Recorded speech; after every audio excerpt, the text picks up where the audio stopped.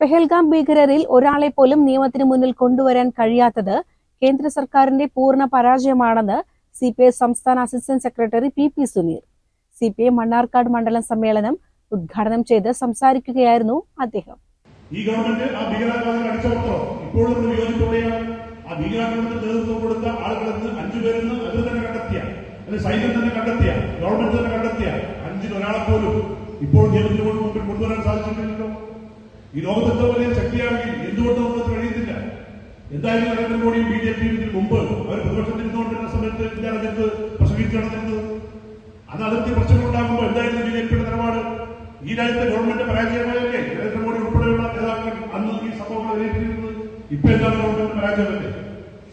Government പരിപൂർണമായി പിന്തുണ പ്രഖ്യാപിച്ചിട്ടും കാശ്മീരിലെ ഗവൺമെന്റ് പോലും ഒരു എതിർപ്പുമില്ലാതെ വിയോജിപ്പുമില്ലാതെ അവരെ പല സന്ദർഭത്തിലും അവഗണിക്കുമ്പോൾ പോലും രാജ്യം ഭരിക്കുന്ന ഗവൺമെന്റിന് പൂർണ്ണമായ പിന്തുണയാണ്. എന്നാൽ മുമ്പ് ഒരിക്കലും ഉണ്ടാകാത്ത രീതിയിൽ, ഒരിക്കലും ഉണ്ടാകാൻ പറ്റാത്ത രീതിയിൽ പാകിസ്ഥാനും ഇന്ത്യയും തമ്മിലുള്ള പ്രശ്നം ഞങ്ങൾ പരിഹരിച്ചു എന്ന് മൂന്നാമത് രാജ്യം പറയുന്ന, നമ്മുടെ രാജ്യം ഒരിക്കലും അംഗീകരിക്കാത്ത, നമ്മുടെ വിദേശത്തിൽ ഒരിക്കലും നമ്മൾ അംഗീകരിക്കാത്ത നമ്മുടെ രാജ്യത്തിന്റെ സ്വാശ്രയത്വത്തെയും പരമാധികാരത്തെയും മറ്റു രാജ്യങ്ങളിൽ ചോദ്യം ചെയ്യുന്ന സാഹിത്യത്തിലേക്ക് ഇപ്പോൾ നമ്മുടെ രാജ്യത്തിന്റെ രാഷ്ട്രീയ സാഹിത്യം മാറി. അതാണ് ഏറ്റവും പ്രധാനപ്പെട്ട പ്രശ്നം.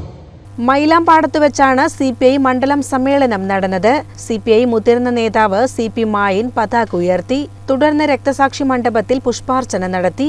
സിപിഐ സംസ്ഥാന അസിസ്റ്റന്റ് സെക്രട്ടറി പി സുനീർ സമ്മേളനം ഉദ്ഘാടനം ചെയ്തു. സിപിഐ ദേശീയ കൗൺസിൽ അംഗം പന്ന്യൻ രവീന്ദ്രൻ മുഖ്യപ്രഭാഷണം നടത്തി. ഞാൻ അദ്ദേഹത്തെ കണ്ടത് അയാൾ തെരഞ്ഞെടുപ്പിൽ മത്സരിക്കാൻ വന്നപ്പോഴാണ്.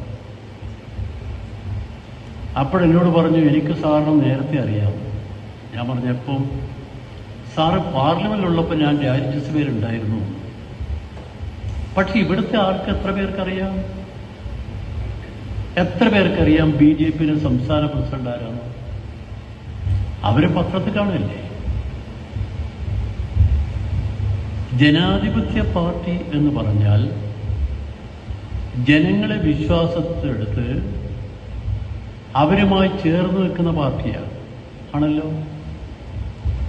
ആ പാർട്ടിയാണോ ഈ പാർട്ടികൾ? അല്ല.